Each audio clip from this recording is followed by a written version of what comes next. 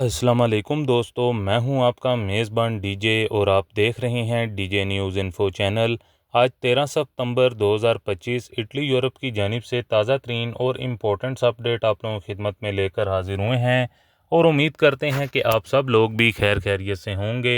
जितने भी भाइयों ने चैनल को सब्सक्राइब किया हुआ है उनका तहे दिल से शुक्रिया अदा करते हैं, और जो इस टाइम पर चैनल पर नए हैं उनसे यही गुजारिश है कि चैनल को लाजमी तौर पर सब्सक्राइब करें और साथ में दिए गए बेल के ऑप्शन को प्रेस करके ऑल करें ताकि हमारी हर नई आने वाली वीडियो का नोटिफिकेशन आप लोगों तक सबसे पहले पहुंचता रहे। बढ़ते हैं, अपनी सबसे पहली अपडेट आप लोगों के साथ शेयर करेंगे जो कि इटालियन पासपोर्ट से मुतलिक है। यानी कि वो लोग जो कि इटालियन पासपोर्ट अप्लाई करना चाहते हैं उनके लिए किन डॉक्यूमेंट का ज़रूरी होना है, उनके लिए बड़ी खबर आज की इस वीडियो में आप लोगों के साथ शेयर करेंगे। बहुत से ऐसे अफराद हैं जिनके पास अभी भी कार्ता दी सजोर्नो और जो लुंगो प्रियोदो सजोर्नो है जिसके ऊपर अनलमितातो लिखा होता है, अभी तक वही उनके पास मौजूद है और उन्होंने उसकी अजोर्नामेंटो नहीं करवाई हुई। लेकिन आप लोगों को बताते चलें कि अब जो भी पासपोर्ट के लिए अप्लाई करेगा उसके लिए अजोर्नामेंटो करवाना बहुत ज़्यादा ज़रूरी होगा। यहाँ पर हम आप लोगों को बताते चलें कि कुछ लोगों की जानिब से बिना अजोर्नामेंटो के उन्होंने पासपोर्ट के लिए अप्लाई किया लेकिन उनकी एप्लीकेशन को रिजेक्ट कर दिया गया है। यहाँ पर हम आप लोगों को बताते चलें और उनको जो नोटिफिकेशन जारी किया गया है उसके अंदर ये कहा गया है कि अजोर्नामेंटो करवानी ज़रूरी है। तो आप लोगों का इस तरह से टाइम भी ज़ाया होता है और मज़ीद आगे से मसले मसाइल बनते हैं। यहाँ पर हम आप लोगों को बताते चलें कि जिन लोगों ने अप्लाई कर चुके हैं उनके लिए ज़रूरी है कि आप अजोर्नामेंटो करवाने के बाद जो रिसीवूता है वो अपने पैक को सेंड करें। जिन लोगों ने ऑलरेडी अप्लाई कर चुके हैं और जिन लोगों ने अभी अप्लाई करना है तो वो पहले अपना रिसीवूता यानी कि अप्लाई करें, फिर उसके बाद उस रिसीवूते के साथ यानी कि अपने पासपोर्ट को अप्लाई करें। तो दोस्तों, इस किस्म की सूरत हाल जो कि इटली के अंदर इस टाइम पर बनी हुई है, बाद ऐसे अफराद हैं जिनकी जानिब से यानी कि अजोर्नामेंटो नहीं करवाई गई। जिस टाइम पर इटालियन गवर्नमेंट की जानिब से ये कहा गया था कि अब इटालियन पासपोर्ट अप्लाई करने के लिए अजोर्नामेंटो करवानी ज़रूरी होगी, क्योंकि ऐसे अफराद की जानिब से ये सोचा गया था कि अभी तो इनका इटालियन पासपोर्ट अप्लाई करने के लिए काफ़ी ज़्यादा टाइम है, जब इनका टाइम आएगा तो तब ये अजोर्नामेंटो करवा लेंगे। तो दोस्तों, ऐसा अब हरगिज़ नहीं है। बाज़ लोगों ने ऐसे करवाया है लेकिन उनका जो पासपोर्ट उन्होंने जब अप्लाई किया है तो उनको आगे से ये कहा गया है और उनका टाइम भी वेस्ट हुआ है। तो अब उनको दोबारा से यानी कि अजोर्नामेंटो करवानी पड़ेगी और फिर उसके बाद जाकर अप्लाई करेंगे। तो लिहाजा इस चीज़ का पहले से ही ख्याल रखें, जब भी आप लोगों ने पासपोर्ट अप्लाई करना है तो ये जो कानून है इसको इख्तियार करना ही होगा, वरना आप लोग पासपोर्ट के लिए अप्लाई नहीं कर सकते। जैसा कि आप सब लोगों को मालूम है कि इटालियन गवर्नमेंट की जानिब से ऑलरेडी इटालियन पासपोर्ट अप्लाई करने से मुतलिक नित नए कवानीन जो कि लागू किए गए हैं और पहले की निस्बत काफ़ी ज़्यादा सख्त कानून कर दिए गए हैं।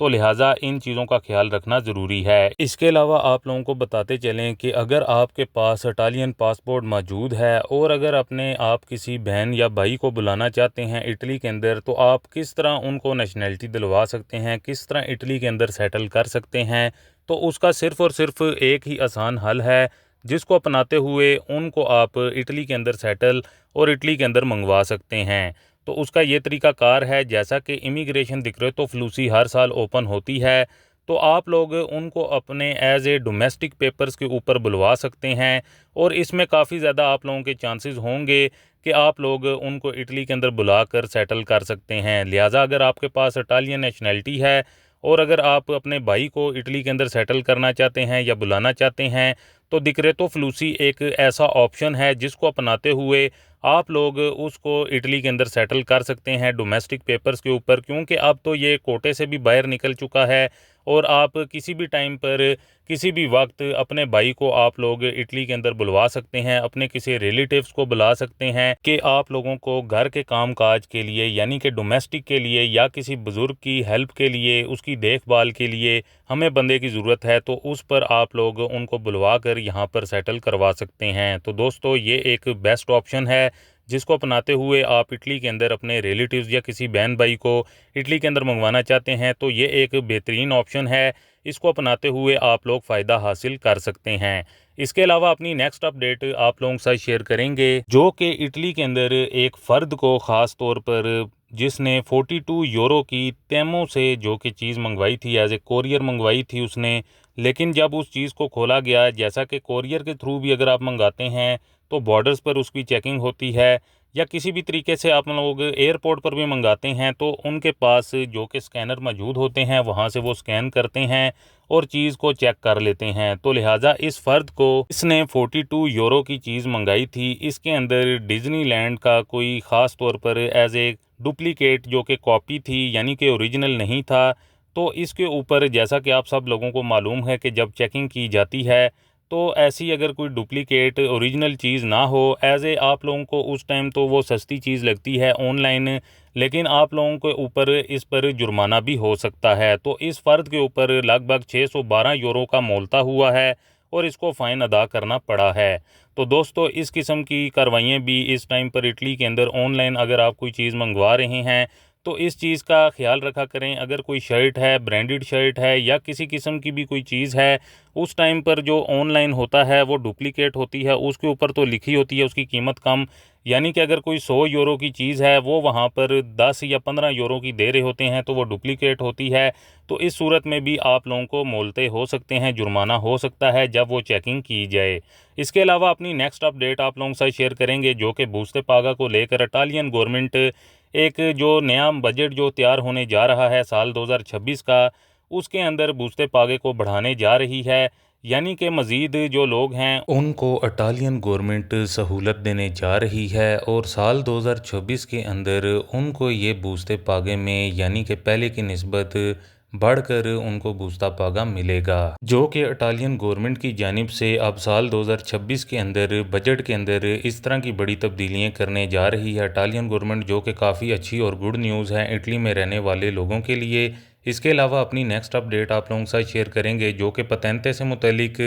यानी कि ड्राइविंग लाइसेंस से मुतलिक अगर आप लोग भी ऐसे करते हैं तो आप लोगों का लाइसेंस भी कैंसिल यानी कि रिजेक्ट हो सकता है। तो बड़ी कार्रवाई इटालियन पुलिस यानी कि ट्रैफिक पुलिस की जानिब से की जा रही हैं, यानी कि ड्राइविंग लाइसेंस को लेकर जो भी ड्राइवर जो कार चला रहा है अगर वो ये गलती करेगा तो उसके जो लाइसेंस है वो भी कैंसिल हो सकता है। तो ये कौन सी गलती है? सबसे पहली गलती तो ये है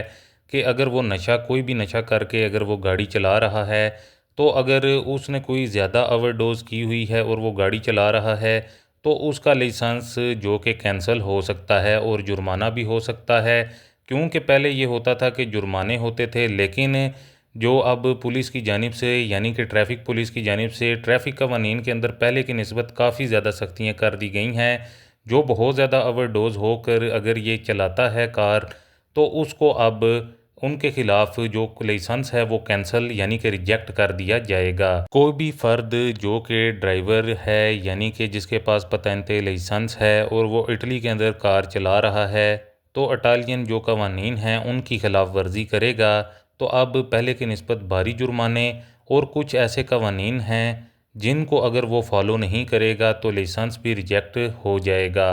कितने सालों के लिए होगा इस हवाले से अभी मुकम्मल डिटेल नहीं बताई गई, लेकिन ये ज़रूर है कि लाइसेंस कैंसिल किया जाएगा और फिर उसके लिए कुछ टाइम ड्यूरेशन रखी जाएगी, 1 साल, 2 साल या 3 साल। उसके बाद ही वो दोबारा से लाइसेंस के लिए दोबारा टेस्ट देगा और लाइसेंस हासिल करेगा। तो आने वाले टाइम पीरियड के अंदर इटालियन गवर्नमेंट की जानिब से मज़ीद ट्रैफिक कवानीन को लेकर, लाइसेंस को लेकर मज़ीद सख्तियाँ की जा रही हैं। तो दोस्तों, जिनके पास भी लाइसेंस मौजूद है और वो कार वगैरह इटली के अंदर चलाते हैं तो वो लिहाजा इन चीज़ों का ख़ास तौर पर ख्याल रखें, क्योंकि आने वाले टाइम पीरियड में बहुत ज़्यादा सख्ती की जा रही है। तो दोस्तों, ये थी कुछ ताज़ा तरीन और इम्पोर्टेंट्स अपडेट आप लोगों की खिदमत में, जो कि आप लोगों के साथ शेयर करना ज़रूरी था।